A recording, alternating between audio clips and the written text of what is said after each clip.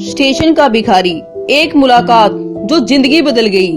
Railway station, सुबह के 6 बजे, हल्की ठंड, प्लेटफॉर्म पर चाय की भाप, कहीं से ट्रेन की सीटी की आवाज।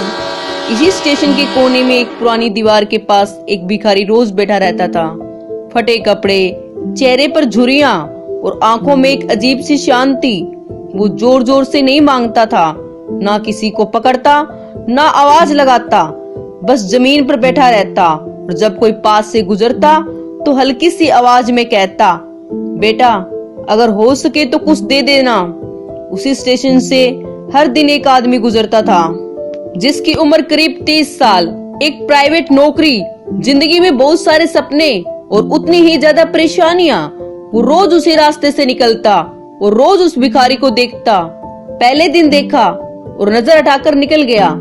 दूसरे दिन जेब में हाथ डाला, सिक्का निकाला, फिर वापस रख लिया। तीसरे दिन सोचा रोज रोज देने से क्या होगा, और ऐसे ही दिन, हफ्ते, महीने बीतते गए। एक दिन वह बहुत परेशान था।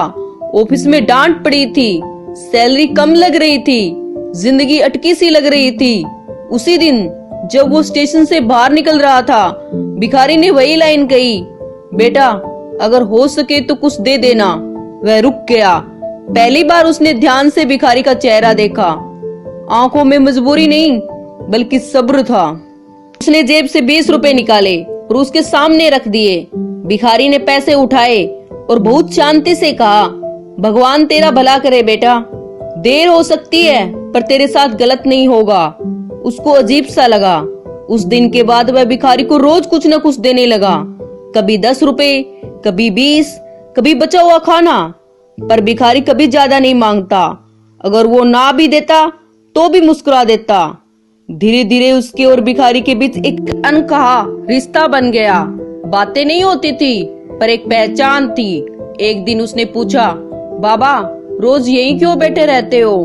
भिखारी बोला, क्योंकि यही मेरी कहानी रुकी थी। वो कभी स्टेशन मास्टर था, इज्जत, नौकरी, परिवार सब कुछ था। एक गलती, एक झूठा इल्जाम और नौकरी चली गई।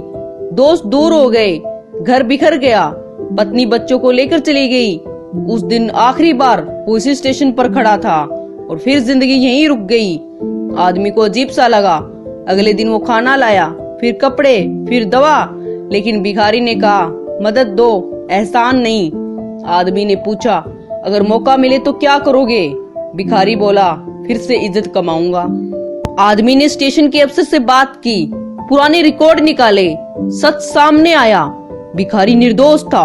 एक दिन स्टेशन पर भीड़ थी, सबके सामने उस भिखारी को सम्मान के साथ बुलाया गया। आंखों में आंसू थे, लेकिन इस बार शर्म के नहीं। वो फिर से अपना कोई छोटा सा काम करने लगा। उस आदमी की जिंदगी धीरे धीरे बदलने लगी।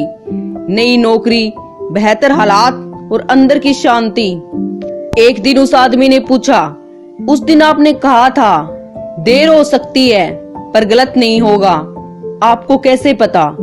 भिखारी मुस्कुराया और बोला, क्योंकि जो इंसान बिना मजबूरी के किसी की मदद करता है, भगवान उसका टाइम खुद लिखता है। जिंदगी में हर कोई अमीर नहीं बनता पर हर कोई बड़ा बन सकता है। और जो इंसान सही बना रहता है उसका टाइम देर से आता है पर जोरदार आता है।